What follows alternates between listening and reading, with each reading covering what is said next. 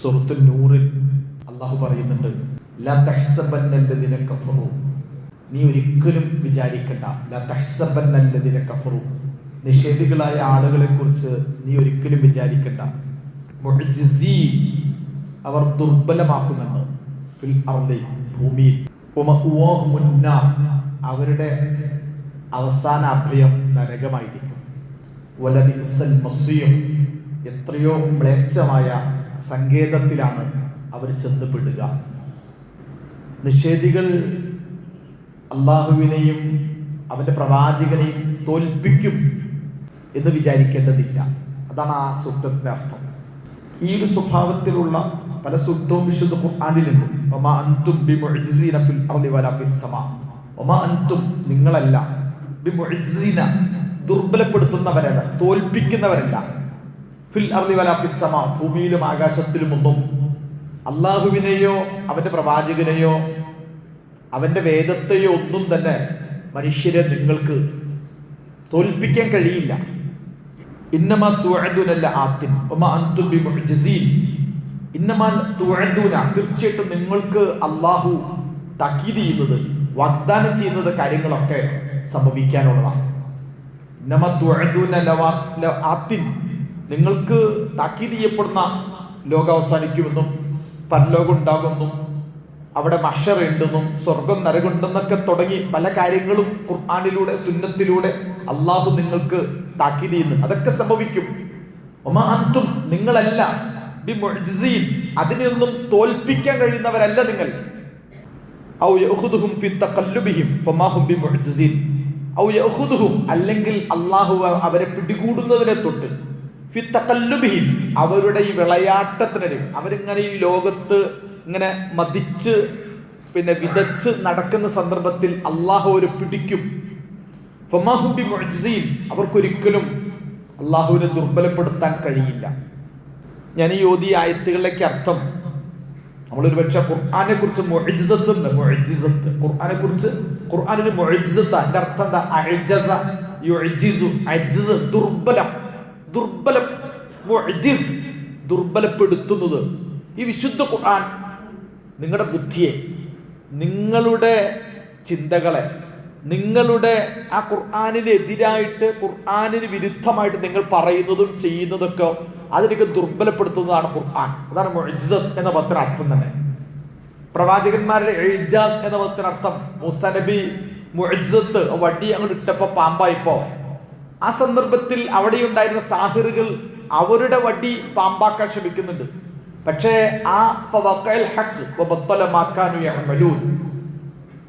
ആ വടി ഈ സാഹിറുകളുടെ മുഴുവൻ വടികളെയും വിഴുങ്ങിക്കളഞ്ഞു. ഞാൻ പറഞ്ഞു വരുന്നത്, വിശുദ്ധ ഖുർആനിലൂടെ, തിരുസുന്നത്തിലൂടെ, ഇസ്ലാമിക ശരീഅത്തിലൂടെ പറഞ്ഞിട്ടുള്ള നിയമങ്ങള്, തത്വങ്ങള്, അതിനെ തോൽപ്പിക്കാൻ അത് അബദ്ധമാണ്, അത് പൊട്ടത്തരമാണ്, അത് വിഡ്ഢിത്തമാണ് എന്ന് പറഞ്ഞ് അതിനെ തോൽപ്പിക്കാൻ കഴിയുന്ന ഒന്നും ആരും ഈ ഭൂമി ലോകത്തില്ല. അതിന്റെ അർത്ഥത ഒറ്റ വാക്കിൽ പറഞ്ഞാൽ, വിശുദ്ധ ഖുർആൻ വളരെ വ്യക്തമായി വേറൊരു സൂക്തത്തിൽ പറയുന്നുണ്ട്, വഇൻ കുൻതും ഫീ റൈബിൻ മിമ്മാ നസ്സൽനാ അലാ അബ്ദിനാ ഫഅതു ബിസൂറത്തിൻ മിൻ മിസ്ലിഹി വദഉ ശുഹദാഅകും മിൻ ദൂനില്ലാഹി ഇൻ കുൻതും സാദിഖീൻ.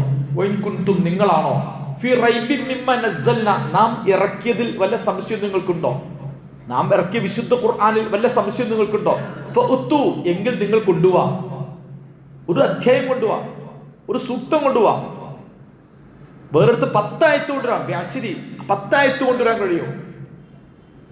വഇൻ കുൻതും ഫീ റൈബിൻ മിമ്മാ നസ്സൽനാ, നാം ഇറക്കിയ വിശുദ്ധ ഖുർആനിൽ നിങ്ങൾക്ക് വല്ല സംശയമുണ്ടോ, എങ്കിൽ നിങ്ങളൊന്ന് കൊണ്ടുപോവാ വേറൊരു ഗ്രന്ഥം, അല്ലെങ്കിൽ വേറൊരു സൂക്തം, ഒരു 10 സൂക്തങ്ങളും.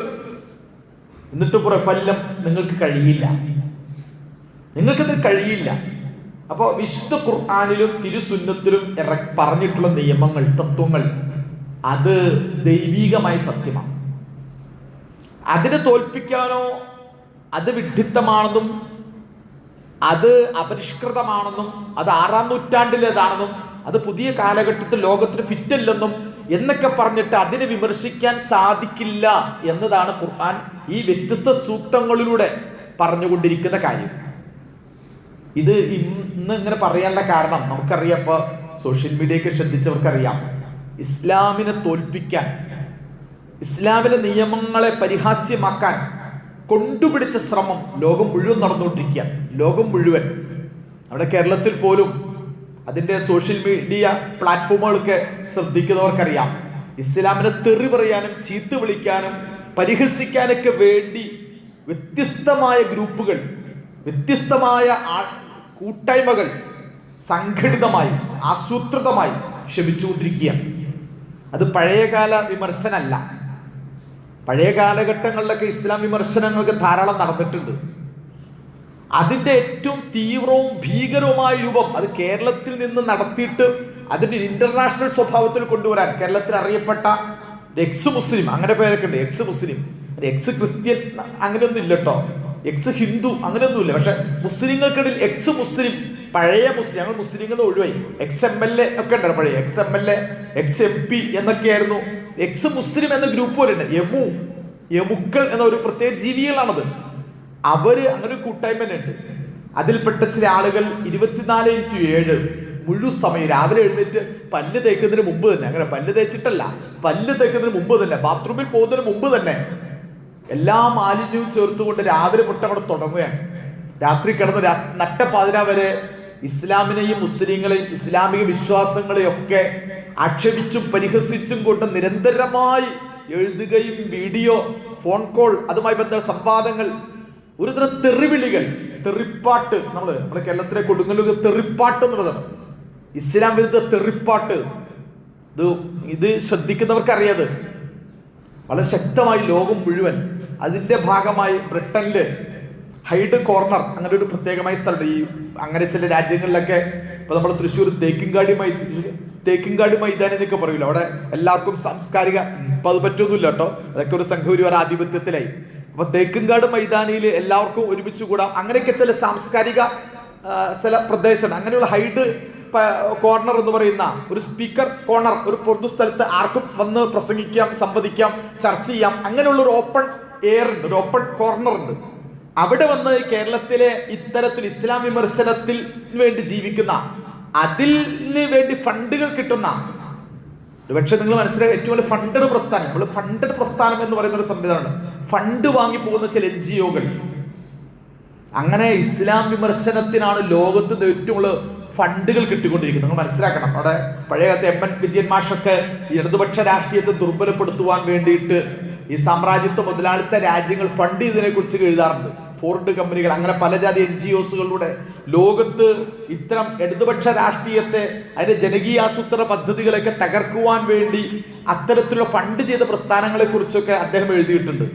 പക്ഷെ ഇന്ന് നിങ്ങൾ മനസ്സിലാക്കണം, ഇന്ന് ആ രൂപത്തിൽ ഏറ്റവും ഫണ്ട് ചെയ്യപ്പെട്ടുകൊണ്ട് ഇസ്ലാമിനും മുസ്ലിങ്ങൾക്കും അതിനെ തോൽപ്പിക്കാൻ, ഇസ്ലാമിനെ തോൽപ്പിക്കാൻ, മുസ്ലിങ്ങളെ നശിപ്പിക്കാൻ, അവർക്കതിൽ വെറുപ്പും വിദ്വേഷവും സൃഷ്ടിക്കാൻ വേണ്ടി ഒരുപാട് യൂട്യൂബ് ചാനലുകൾ, വ്ളോഗറുകൾ, വെറുപ്പ് ഉൽപാദക, അങ്ങനെ വെറുപ്പ്, നമ്മുടെ കേരളത്തിൽ പോലും അങ്ങനത്തെ ഒരുപാട് ആളുകൾ നിങ്ങൾക്ക് കാണാൻ കഴിയും. അപ്പൊ അത്തരത്തിലുള്ളൊരു മുസ്ലിം നാമധാരി, അദ്ദേഹത്തിന് മുഴുവൻ സമയം ഇതിനു വേണ്ടിയിട്ടാണ് ചെലവഴിക്കുന്നത്. അദ്ദേഹം ഇതിനു മുമ്പ് ഇസ്രയേലിലും അടക്കം അദ്ദേഹം പോകുന്നുണ്ട്. ലണ്ടനിൽ പോയിട്ട് അങ്ങനെ ഒരു ഓപ്പൺ എയർ, ഇങ്ങനെ ഇസ്ലാം, ഐ ആം എ കാഫിർ, ഞാൻ കാഫിർ എന്നൊക്കെ എഴുതി വെച്ചിട്ടാണ് പോകുന്നത്, എക്സ് മുസ്ലിമാണ്, കാഫറാണ് എന്ന് പറഞ്ഞിട്ട് ഞാൻ ഇതാ ഇസ്ലാമിന് ഖുർആൻ ഒരു ചോദ്യം ചോദിക്കാൻ പോകുന്നു എന്ന അർത്ഥത്തിൽ അദ്ദേഹം അവിടെ പോയിട്ട് പ്രസംഗിക്ക് ചോദ്യം ചോദിക്കുന്നുണ്ട്. അതിൽ അദ്ദേഹം പറയുന്നുണ്ട്, ഇസ്ലാമിൽ, ഖുർആനിൽ എൻ്റെ ഒരു വിമർശനം ഇതാ, ഖുർആനിൽ സ്വന്തം മകളെ വിവാഹം കഴിക്കാൻ അനുവദിച്ചിട്ടുണ്ട്, സ്വന്തം പെൺമക്കളെ വിവാഹം ചെയ്യാൻ ഇസ്ലാം അനുവദിച്ചിട്ടുണ്ട്, ഖുർആനിൽ പറഞ്ഞിട്ടുണ്ട് എന്ന് പറഞ്ഞിട്ടാണ് അദ്ദേഹം അവിടെ വെച്ചത് സംസാരിക്കുന്നത്. നിങ്ങൾ ആലോചിച്ച് നോക്കുക. അങ്ങനെ വളരെ മോശമായി ഇസ്ലാമിനെ ചിത്രീകരിക്കുവാൻ ഖുർആനിലെ സൂക്തങ്ങൾ, പ്രവാചക വചനങ്ങൾ ഒക്കെ ഉദ്ധരിച്ചുകൊണ്ട് സംസാരിക്കുന്ന ആളുകളാണ് ഇവർ. ഞാൻ പറയുന്നത് പഴയ യുക്തിവാദ നിരീശ്വരവാദ പ്ലാറ്റ്ഫോമിൽ പണ്ടൊക്കെ യുക്തിവാദ നിരീശ്വരവാദം എന്ന് പറഞ്ഞാൽ അതൊരു കേരളത്തിൽ വേറൊരു ടീമായിരുന്നു. അവരല്ല, പുതിയ ടീം അതല്ല. പഴയ കാലഘട്ടങ്ങളിലൊക്കെ സനൽ എഡമർഗ്, സുനിൽ എഡമർഗ്, അങ്ങനെയൊക്കെയുള്ള എഡമർഗുക, അല്ലെങ്കിൽ പിന്നീട് വന്ന പവനൻ മാഷ്, കലാനാഥൻ മാഷ് എന്നൊക്കെ തുടങ്ങുന്ന യുക്തിവാദ നിരീശ്വരവാദ കോവൂരൊക്കെ ഉൾപ്പെടുന്ന ഒരു ഇടതുപക്ഷ ലെഫ്റ്റ് റേഷണലിസ്റ്റുകള്, ലെഫ്റ്റ് എത്തിസ്റ്റുകൾ, അങ്ങനെ പഴയ ഇടതുപക്ഷ ഇടത് രാഷ്ട്രീയമുള്ള യുക്തിവാദ നിരീശ്വരവാദ ടീമുകളായിരുന്നു കേരളത്തിൽ പണ്ടുണ്ടായിരുന്നത്. അവരൊക്കെ യഥാർത്ഥത്തിൽ പിന്നീട് ഇല്ലാതാവുകയോ ചെയ്ത്. അവരെല്ലാവർക്കും എതിരാണ്. ഹിന്ദു മതത്തെ വിമർശിക്കും, ക്രിസ്തു മതത്തെ വിമർശിക്കും, ഇസ്ലാമിനെ വിമർശിക്കും, എല്ലാ മതങ്ങളും വിമർശിച്ചു. അവരുടെ ശാസ്ത്ര ചിന്തയെ വളർത്തുക, അന്ധവിശ്വാസങ്ങൾ എതിർക്കുക എന്ന രീതിയിലുള്ള ശൈലിയിലുള്ള പ്രവർത്തനങ്ങളാണ് ആ കാലഘട്ടത്തിലെ ഈ നിരീശ്വരവാദികളും യുക്തിവാദികളൊക്കെ ചെയ്തിരുന്നത്. അത്തരം വിമർശനങ്ങളിൽ സത്യം പറഞ്ഞാൽ ആ കാലഘട്ടത്തിൽ ക്രൈസ്തവ ഹൈന്ദവ മതങ്ങൾ ദുർബലപ്പെടുകയും ഇസ്ലാം അതിനെ പ്രതിരോധിക്കുകയാണെന്ന് ചെയ്തിട്ടുണ്ട്. ഖുർആൻ വിമർശനങ്ങളൊക്കെ ഇടമറുകൊക്കെ എഴുതിയപ്പോൾ ഇസ്ലാമിന്റെ പക്ഷത്തു നിന്നും മനോഹരമായി മറുപടി പറഞ്ഞു.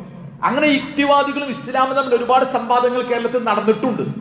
അങ്ങനെയൊക്കെ നടന്നതിന്റെ ഭാഗമായിട്ട് കേരളത്തിൽ യുക്തിവാദ സംഘം അത്തരം സംഗീത പ്രസ്ഥാനങ്ങൾ തന്നെ കേരളത്തിൽ ദുർബലപ്പെട്ടു പോയി.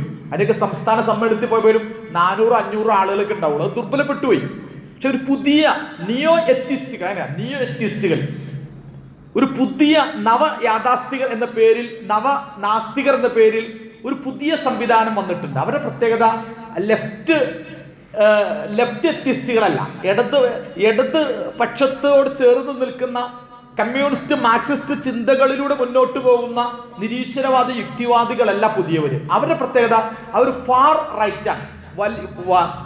വലതുപക്ഷം എന്നല്ല, തീവ്ര വലതുപക്ഷം. തീവ്ര വലതുപക്ഷം എന്ന് പറഞ്ഞാൽ ലോകത്ത് ഇസ്രയേൽ ഫലസ്തീൻ വിഷയത്തിൽ ഇസ്രയേലാണ് ശരി, ഫലസ്തീൻ തീവ്രവാദികളും ഭീകരവാദികളാണ്.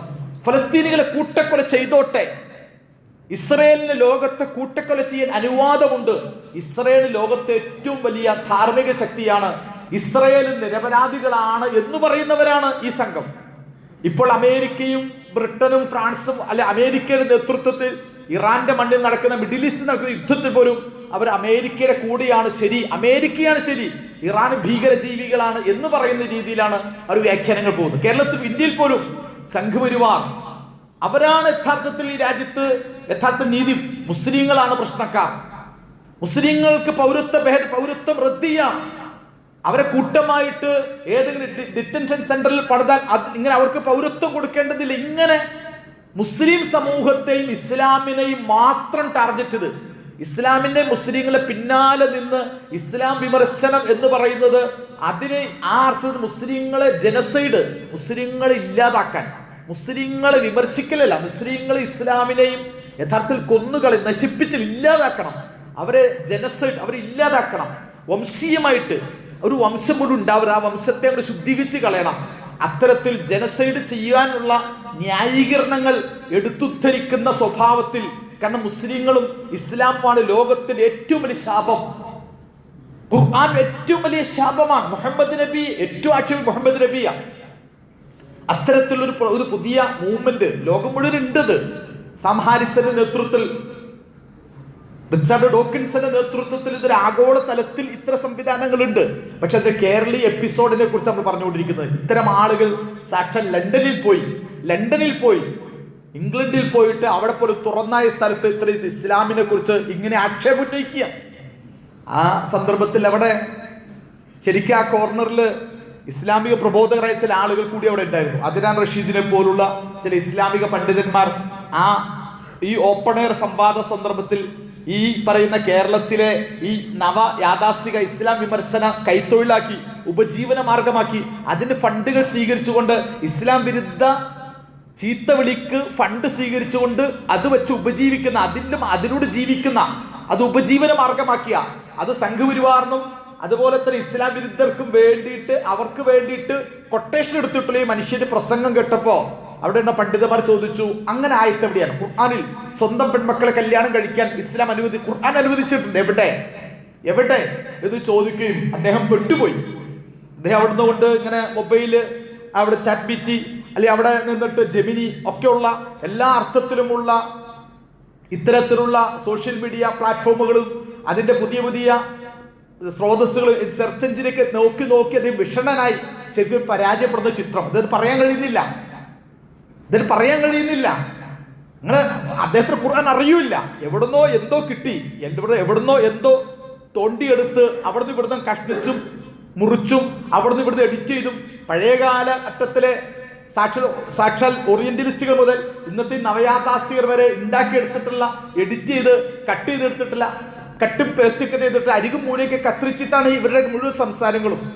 അങ്ങനെ അദ്ദേഹത്തിന് യഥാർത്ഥത്തിൽ ആ സംവാദത്തിൽ ആ ഖുർആനിൽ ഉണ്ട് എന്ന് തെളിയിക്കാൻ കഴിയുന്നില്ല. അവസാനം അദ്ദേഹം പതുക്കെ ഒളിച്ചോടുന്ന, അവിടെ നാണം കെടുത്ത ചിത്രം ലോകം മുഴുവൻ കാണുകയുണ്ടായി. ഞാൻ പറയുന്നത്, ഇങ്ങനെ ഇസ്ലാമിനെതിരെ ശരിക്കും വിശുദ്ധ ഖുർആനിൽ നേരെ പറഞ്ഞിട്ടുള്ളത് എന്താ? ലോകത്ത് വിവാഹം നിഷിദ്ധമായവരാര്? ഇസ്ലാമിലെ സംബന്ധിച്ച് നമ്മൾ ഏതൊരു സംഗതിയും ഈ വിമർശകരൊക്കെ വന്ന് പറയുമ്പോഴാണ് നമ്മൾ വരെ പഠിക്കുക. വിശുദ്ധ ഖുർആനിലാണ് നേരെ വിവാഹം നിഷിദ്ധമായവരാരൊക്കെ എന്ന് കൃത്യമായി പറയുന്നൊരു ഗ്രന്ഥം. നിങ്ങൾ ബൈബിൾ പരിശോധിച്ച് നോക്കുക, അല്ലെങ്കിൽ ഗീത പരിശോധിച്ച് നോക്കുക. ലോകത്ത് ഒരുപാട് ഭൗതിക, ആത്മീയ, ഭൗതിക പ്രസ്ഥാനങ്ങളൊക്കെ ഉണ്ട്. അവർക്കൊന്നും വിവാഹം നിഷിദ്ധമായവരാരൊക്കെയാണെന്ന് ചോദിച്ചാൽ നിയമപരമായി പറയാനുള്ള നിയമപരമായ വശങ്ങളൊന്നും പല വേദഗ്രന്ഥങ്ങൾക്കും ഇല്ല. അത്ര സമൂഹങ്ങൾക്കൊന്നും കൃത്യമായി നിയമങ്ങൾ പറയില്ല. പക്ഷെ വിശുദ്ധ ഖുർആൻ പരിശോധിച്ച് നോക്ക്. സൂറത്തുൽ നിസായില് 23-ാമത്തെ ആയത്തിലെയും 22-23 വല തൻകിഹു മാ നകഹ ആബാഉക്കും, നിങ്ങളുടെ പിതാക്കന്മാർ വിവാഹം കഴിച്ചവരെ നിങ്ങൾ വിവാഹം കഴിക്കാൻ പാടില്ല. ഇല്ലാ മാ ഖദ് സലഫ് ഇന്നഹു കാന ഫാഹിഷത്തൻ വമഖതൻ വസഅ സബീല.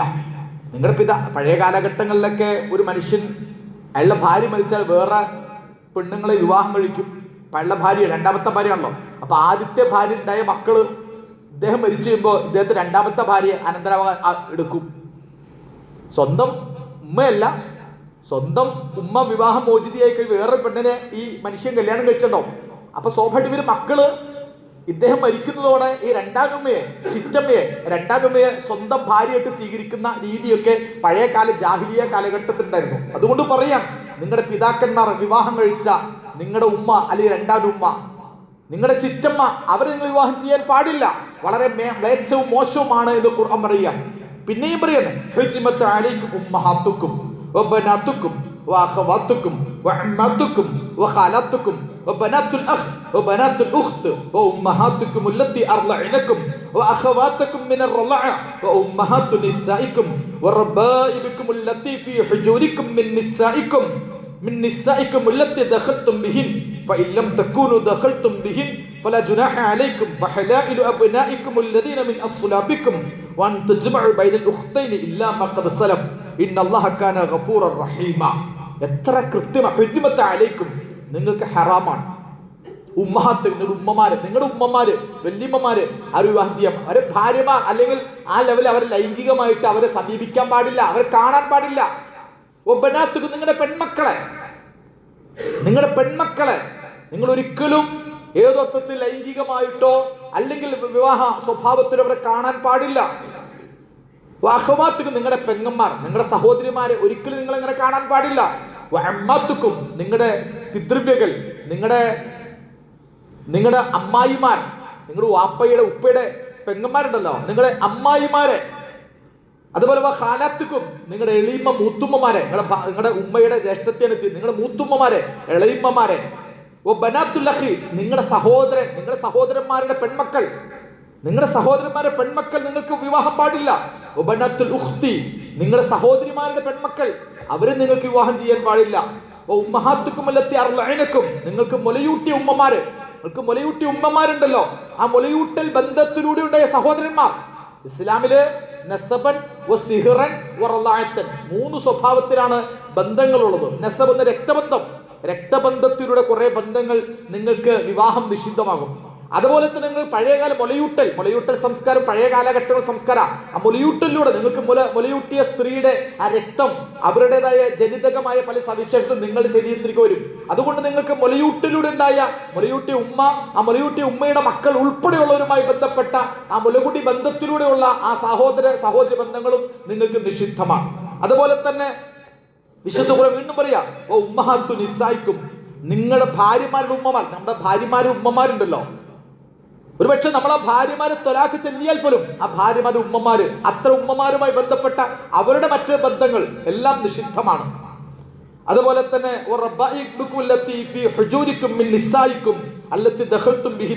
നിങ്ങളുടെ ഭാര്യമാർ, നമ്മുടെ ഭാര്യമാർക്ക് അവർക്ക് മറ്റു ഭർത്താവിലുണ്ടായ മക്കൾ, ഇതൊക്കെ ഒരു പഴയ കാലഘട്ടങ്ങളിലൊക്കെ ധാരാളമുള്ള കാര്യങ്ങളാണ്. നമ്മൾ വിവാഹം കഴിക്കുന്ന നമ്മുടെ ഭാര്യമാര്, അവരെ നേരത്തെ മറ്റാരും വിവാഹം കഴിച്ചു, അതിൽ അവർക്ക് പെൺമക്കളുണ്ട്, ആ പെൺമക്കളെ വിവാഹം കഴിക്കാൻ പാടില്ല. അതുപോലെ തന്നെ ഫലാ ജുനാഹ വഹലായിലു അബ്നായിക്കും, നിങ്ങളുടെ മക്കളുടെ ഭാര്യമാർ, നിങ്ങൾ ആലോചിച്ചു നോക്കുക, ഇതൊക്കെ വല്ലാത്ത നിയമമാണ്. വഹലായിലു അബ്നായിക്കും, നിങ്ങളുടെ മക്കളുടെ ഭാര്യമാർ, അല്ലദീന മിൻ അസ്ലാബിക്കും, നിങ്ങളുടെ മക്കൾ വിവാഹം കഴിച്ച നിങ്ങളുടെ മരുമക്കളായ പെൺമക്കൾ. ഇത് ശരിക്കും അവർ വിവാഹം കഴിക്കാൻ പാടില്ല ഉണ്ടോ എന്ന് പറയാൻ വേണ്ടി മാത്രമല്ല കേട്ടോ നിയമം. ആളുകൾ ആരും മനസ്സിലാക്കരുത്, ഇത് ആരപ്പിനെ കല്യാണം കഴിക്കാൻ മാത്രമല്ല, ഇവരൊക്കെ നിങ്ങൾ മഹ്റമുകളാ. മഹ്റം എന്ന് പറഞ്ഞാൽ ഇവരൊക്കെ നിങ്ങൾക്ക് നിഷിദ്ധമാണ് എന്ന് പറഞ്ഞാൽ അവരെ നിങ്ങൾ ഒരു കാമക്കണ്ണോടെ നോക്കരുത്. അതാണ് അർത്ഥം. ഒരു ലൈംഗിക ആസക്തിയോടെ രക്തബന്ധങ്ങളെ നോക്കരുത്. ചെറിയ കാര്യമല്ല ഈ പറഞ്ഞത്, ചെറിയ കാര്യമല്ല പറഞ്ഞത്. ഈ പറയുന്ന ആളുകളിൽ ഒന്നും നിങ്ങൾ ഒരു കാമ മനസ്സോടെ, ലൈംഗിക മനസ്സോടെ, ഒരു അധാർമിക മനസ്സോടെ നിങ്ങൾ ഇത്തരം ആളുകളെ നോക്കാൻ പാടില്ല. ആ രീതിയിൽ ബന്ധം പാടില്ല. നിങ്ങൾ അവർ മഹ്റമുകളാ. ശേഷം പറയുന്ന ഒരു ആയത്ത് പോലും വൻ തജ്മഉ ഉഖ്തനി, രണ്ട് സഹോദരന്മാർ നിങ്ങൾ ഒരുമിച്ച് വിവാഹം ചെയ്യാൻ പാടില്ല. നിങ്ങളുടെ ഭാര്യയുടെ ജ്യേഷ്ഠത്തി, ഭാര്യ അനുജത്തി, അങ്ങനെയൊക്കെ വിവാഹം ചെയ്യുന്ന ആളുകളും സമൂഹങ്ങളൊക്കെ ഇവിടെ ധാരാളം ഉണ്ട്. നമ്മുടെ ഇന്ത്യയിലെ പാർലമെന്റിൽ തന്നെ ഇന്ത്യൻ രാഷ്ട്രീയത്തിൽ ചേട്ടത്തി അനിയത്തിമാർ ഒരുമിച്ച് കല്യാണം കഴിച്ച ആളുകളുണ്ട്. ഇത്തരം നിയമങ്ങൾ എത്ര നമ്മൾ ഈ സൂക്ഷ്മമായി ഈ നിയമങ്ങൾക്ക് ഖിയാസ് ചെയ്തിട്ടും ഈ നിയമങ്ങളോടനുബന്ധിച്ച് വേറെ പല നിയമങ്ങളുണ്ട്. അതിനുശേഷമുള്ള ഇത്ര ലോകത്തുള്ള മറ്റ് ഭാര്യമാർ, എന്താ ഒരു നിയമം നോക്കി. ലോകത്ത് മറ്റുള്ളവരെ ഭാര്യമാരെ നിങ്ങൾക്ക് നിഷിദ്ധമാണ്. ലോകത്ത് മറ്റൊരു കുടുംബജീവിതം നയിക്കുന്ന മറ്റൊരു പുരുഷന്റെ കീഴിൽ ഭാര്യ ജീവിക്കുന്ന ലോകത്ത് മുഴുവൻ പെണ്ണുങ്ങളും നിങ്ങൾക്ക് നിഷിദ്ധമാണ്. ലോകത്ത് നിങ്ങൾ ഒരു വിവാഹിതയെ പെണ്ണിനെ കണ്ടാൽ ആ പെണ്ണിനോട് പോലും നിങ്ങൾ ഒരിക്കലും ലൈംഗിക ചുവതയോട് പാടില്ല. അവരെ ഏതെങ്കിലും അർത്ഥത്തിൽ ഒരു മനസ്സോട് എന്ന് പറഞ്ഞാൽ മറ്റുള്ളവരുടെ ഭാര്യമാർ നിങ്ങൾക്ക് നിഷിദ്ധമാണ്. ലോകത്ത് വിവാഹം നിഷിദ്ധമായ ആരൊക്കെ എന്ന് ഇതുപോലെ പറഞ്ഞ ലോകത്ത് ഏതെങ്കിലും ഗ്രന്ഥമുണ്ടോ, ഏതെങ്കിലും നിയമമുണ്ട്? ഈ പറഞ്ഞ ആയത്തുകളിലൊക്കെ വിശദാംശത്തിന് സമയമില്ലാത്തതുകൊണ്ടാണ്. ഈ രൂപത്തിൽ ഇത്ര ക്രിസ്റ്റൽ ക്ലാരിറ്റിയിൽ ഇസ്ലാമിലെ നിയമങ്ങൾ, ഇത് ഏതെങ്കിലും ഒരു ഭാഗമല്ല. വിവാഹബന്ധം നിഷിദ്ധമായവർ, വിവാഹബന്ധം അനുവദനീയമായവർ. ഇപ്പൊ തന്നെ നമ്മുടെ തമിഴ്നാട്ടിലൊക്കെ ചെന്ന് കഴിഞ്ഞാൽ സ്വന്തം പെങ്ങന്മാരുടെ മക്കളെ കല്യാണം കഴിക്കാറുണ്ട്. മുറപ്പെണ്ണുങ്ങളാവും. തമിഴ്നാട്ടിലൊക്കെ ചെന്നാൽ സ്വന്തം പെങ്ങന്മാരുടെ പെൺമക്കൾ, സ്വന്തം ജ്യേഷ്ഠാനുജന്മാരെ പെൺമക്കളെ വിവാഹം കഴിക്കുന്ന ആളുകളുണ്ട്. അപ്പൊ ഇസ്ലാം നിഷിദ്ധമാക്കിയ അതേസമയം ഇപ്പൊ നമ്മുടെ കൂട്ടത്തിൽ മൂത്താപ്പയുടെ മകളെ കല്യാണം കഴിക്കും. ഇപ്പൊ നമ്മുടെ നാട്ടിലൊക്കെ നമ്മുടെ ചെറുപ്പക്കാരെ കുട്ടികൾ ഇതെന്റെ കസിൻ സിസ്റ്ററാണ്, ഇതെന്റെ കസിൻ ബ്രദറാണെന്നൊക്കെ പറഞ്ഞ് നമ്മുടെ തന്നെ കുട്ടികള്, പെൺകുട്ടികള് മഹറമുകളാണോ അല്ലയോ എന്ന് വേർതിരിക്കണം. ഒരു പക്ഷെ നമ്മുടെ കൊച്ചാപ്പയുടെ മകളും മൂത്തപ്പയുടെ മകനും അവർ മഹറമുകളല്ല. കൊച്ചാപ്പയുടെ മകളെ വിവാഹം കഴിക്കാം. അതുകൊണ്ട് കൊച്ചാപ്പയുടെ മകളെ മൂത്താപ്പയുടെ മകൻ ഒരുമിച്ച് യാത്ര ചെയ്യാം, ഒരുമിച്ച് അവർ തമ്മിലുള്ള വലിയ സൗഹൃദം പാടില്ല, മഹറമുകളാണ്. മാമാടെ മകള് ഒരാള്, അയാളുടെ മാമാടെ മകള്, അത് കസിൻ സിസ്റ്റർ അല്ല, അല്ലെങ്കിൽ ഏതൊർത്ഥത്തിൽ ആ വിവാഹബന്ധം നിഷിദ്ധമായവരല്ല. അതുകൊണ്ട് സ്വന്തം മാമാടെ മകളുമായിട്ട് ഒരുമിച്ച് യാത്ര ചെയ്യലും അങ്ങനെ ഏതൊർത്ഥത്തിൽ ഈ പറയപ്പെട്ടതുപോലെ ഒരു പെങ്ങടെ മകളെ ഒരു മോട്ടോർ സൈക്കിൾ എടുത്ത് കൊണ്ടുപോകാം. ജ്യേഷ്ഠന്റെ മകളെ ഒരർത്ഥത്തിൽ കൊണ്ടുപോകുന്നതോ അവരുമായി സമീപിക്കുന്നത് പോലെയല്ല യഥാർത്ഥ കുഞ്ഞുപ്പാടെ മകളെ, കൊച്ചാപ്പയുടെ മകളെ, മാമായുടെ മകളെ. ഞാൻ പറയുന്നത് ഇസ്ലാമിൽ വിവാഹബന്ധം നിഷിദ്ധമായവരാര് എന്ന് വളരെ വ്യക്തമായി ഭാഷയിൽ പറയുന്നത്. അതിൽ വ്യക്തമായി പറഞ്ഞതാണ്. എന്നിട്ടാണ് ഖുർആനെതിരെ എന്ത് നുണയും എന്ത് കളവും ഇസ്ലാമിനെതിരെ പറയാൻ മറ്റുള്ള അത്തരത്തിലുള്ള സ്വന്തം പെൺമക്കളെ വിവാഹം ചെയ്യാൻ അനുവാദമുണ്ട്. അപ്പൊ ഖുർആനിൽ ഉണ്ട് എന്ന് പറയാം. ഖുർആനിൽ പറഞ്ഞ നേരം ഇല്ല എന്ന് പറഞ്ഞു, ഹദീസിലുമില്ല. പിന്നെ ഇത്തരം ചില നിയമങ്ങൾ, അവിടെ വേറൊരു പ്രശ്നം, ഇസ്ലാമിക ശരീഅത്ത് എന്ന് പറയുന്നത് യഥാർത്ഥത്തിൽ അതൊരു വല്ലാത്ത ഒരു നിയമ ഗ്രന്ഥമാണ്. അത് മനുഷ്യന്റെ വളരെ ശുദ്ധി മുതൽ അനന്തരാവകാശം വരെയുള്ള മുഴുവൻ കാര്യങ്ങളും പറയുന്നൊരു വിശാല നിയമഗ്രന്ഥവും ആ നിയമത്തിന് ഒരുപാട് മാനങ്ങളും തലങ്ങളും ഉള്ളതുകൊണ്ട് അതിലെ ഒറ്റപ്പെട്ട വളരെ എക്സെപ്ഷൻ കേസായി പറഞ്ഞിട്ട് മൈക്രോ ലെവലിൽ പറഞ്ഞിട്ട് ചില നിയമവിശാരദ ഖിയാസിന്റെ ബാബിലൂടെ പോയ ഒറ്റപ്പെട്ട ചില നിയമങ്ങളെ, നിയമത്തെ ചില നയങ്ങളെ എടുത്തിട്ടാണ് യഥാർത്ഥത്തിൽ ഇവര് പറയുന്നത്. നമ്മുടെ ഒരു കാലഘട്ടത്തിൽ ഫിഖ്ഹിന്റെ പുസ്തകത്തിലൊക്കെ പറഞ്ഞിട്ടുള്ള നിയമത്തിന്റെ വിശദാംശമുണ്ട്. അത് യഥാർത്ഥ നിയമല്ലത്. ആ അർത്ഥത്തിൽ നിയമം പറയുന്നിടത്ത് യഥാർത്ഥത്തിൽ ഒരാൾക്ക് വ്യഭിചാരത്തിലൂടെ ഒരു മകളുണ്ടായാൽ ആ മകളെ മകളായി പരിഗണിക്കില്ല എന്നൊരു നിയമമുണ്ട്. അഥവാ വിവാഹത്തിലൂടെ അത് ഇസ്ലാമിന്റെ ധാർമ്മിക നിയമമാണല്ലോ. ലോകത്ത് ബന്ധത്തിന് മാനദണ്ഡം, ക്രൈറ്റീരിയ എന്ത്? ലോകത്ത് നിങ്ങൾ വിവാഹം കഴിച്ച് കുടുംബജീവിതം ഭാര്യ ഭർത്താക്കന്മാരെ ജീവിച്ച് അതിലൂടെ ഉണ്ടാവുന്ന മക്കളെ മക്കളായി പരിഗണിക്കുക. അവർക്ക് അനന്തരാവകാശം വരൂ, അവർക്ക് കുടുംബബന്ധം ബാധകമാകൂ, അവരെ നിയമമായിട്ട് പരിഗണിക്കപ്പെടൂ. അല്ലാതെ നിങ്ങൾ ഏതെങ്കിലും അർത്ഥത്തിൽ അവിഹിതമായിട്ട് ഏതെങ്കിലും ആണും പെണ്ണും തമ്മിൽ ബന്ധപ്പെട്ടു, അതിൽ പുരുഷന് മകളുണ്ടായാൽ അതിനെ യഥാർത്ഥത്തിൽ സ്വന്തം മകളായി കാണാൻ കഴിയില്ല. അതാണ് നിയമം. ആ നിയമം പറഞ്ഞപ്പോ സ്വാഭാവികമായിട്ടും അങ്ങനെയാണ് ഈ അന്യ പെൺകുട്ടിയാണെങ്കിൽ വിവാഹം കഴിച്ചാലോ എന്നത് ഈ ചർച്ചയുടെ ഭാഗമായി വന്നു കയറുന്ന ഒരു വശം, ഒരു ടെക്നിക്കൽ വശം മാത്രമാണ്. ആ വശത്തെടുത്തുകൊണ്ട് ഞാൻ പറയാം, ചില ഫിഖ്ഹിന്റെ പുസ്തകങ്ങൾക്ക് അത് പഠിക്കേണ്ട രീതിയിൽ അതിന് മെത്തഡോളജി പഠിക്കുന്ന ഒരു വിജ്ഞാന ശാഖയുടെ ഭാഗമായി വന്ന നിയമം മാത്രമാണ്. അല്ലാതെ യഥാർത്ഥത്തിൽ അതേസമയം അതിന് പോലും ഇമാം അഹ്മദ് ഹംബലിന്റെ മദ്ഹബിലും ഇമാം ഹനഫി മദ്ഹബിലും അതുപോലെ തന്നെ ഇമാം മാലിക്കിന്റെ മദ്ഹബിലൊക്കെ ഹറാമാണ്, നിഷിദ്ധമാണ്. ഷാഫി മദ്ഹബില് ആ നിയമം പറഞ്ഞപ്പോൾ അഥവാ അവിടെ ആ പറയുന്ന പോലും നിങ്ങൾ മനസ്സിലാക്കണം, ആ പറയുന്നത് പോലും വ്യഭിചാരത്തിലൂടെ ഒരു മകളുണ്ടായാൽ അതിനെ സ്വന്തം മകളായി പരിഗണിക്കില്ല എന്ന് പറയാനത് പറയണത്. അതുകൊണ്ട് വ്യഭിചാരം പാടില്ല, കുടുംബജീവിതം തകർക്കരുത്, ധാർമ്മികത തകരരുത്, അത്തരമുള്ള പെണ്ണാണെങ്കിൽ നിങ്ങളുടെ മകളായി പോലും കാണില്ല എന്ന് പറയാനാ. അല്ലാതെ അവളെ കല്യാണം കഴിക്കാന്നല്ല, കല്യാണം കഴിക്കാം എന്ന നിയമത്തിലേക്ക് എത്തിക്കാനില്ല, മറിച്ച് അതുപോലും കറാഹത്താണ് ഇമാം ഷാഫി മദ്ഹബിലുള്ളത്. പക്ഷെ അങ്ങനെ ഏതോ ഒരു നിയമത്തിന്റെ ഫത്ഹുൽ മുഈൻ പോലുള്ള ചില ഫിഖ്ഹിന്റെ ഗ്രന്ഥങ്ങളുണ്ട്.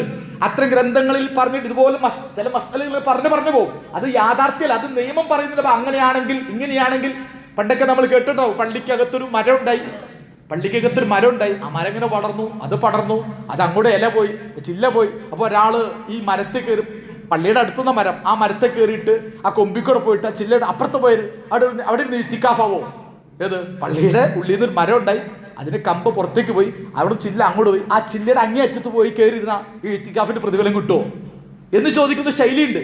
ഒരു മനുഷ്യനും മൃഗം തമ്മിൽ ബന്ധപ്പെട്ടു, അതിൽ കുട്ടി ഉണ്ടായി. ആ കുട്ടി പഠിക്കാൻ പോയി, സ്കൂളിൽ പോയി, ദർസിൽ പോയി, അറബിക്കോളിൽ പോയി, പണ്ഡിതനായി, ആലിമായി. വെള്ളിയാഴ്ച ബലിപെരുന്നാൾ പുള്ളി ഇമാമത്ത് നിസ്കാരം കഴിഞ്ഞു അറക്കാൻ മൃഗമില്ല, ഇവനെ അറക്കാവോ?